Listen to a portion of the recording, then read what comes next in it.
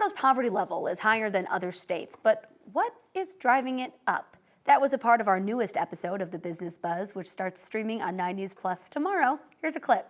We want to tell the story of how different the poverty thresholds or the challenges for low to moderate income households are from one community to another. So there are a lot of parts of Colorado where you actually see that those thresholds are somewhat like 25% higher than they might be in other parts of the country. So meaning the challenges that some of these households face in buying the basic necessities can actually be a little bit more difficult for folks in Colorado.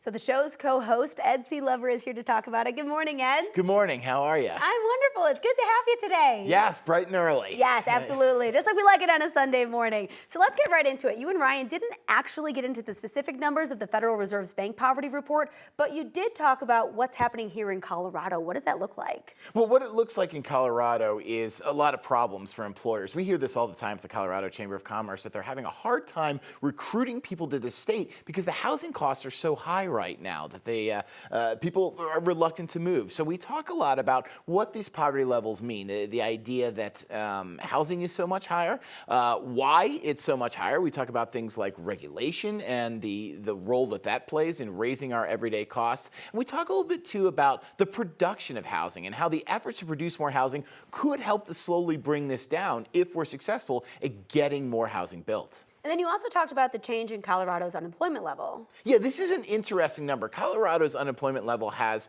for a decade, been below the federal level. But right now it's higher. And one of the reasons that it's higher is not necessarily a bad thing. It's because our labor force participation rate is higher. More people, instead of getting laid off and then deciding, I'm going to retire, I'm going to leave the workforce, are staying in, especially in our tech sector, which is seeing a number of layoffs.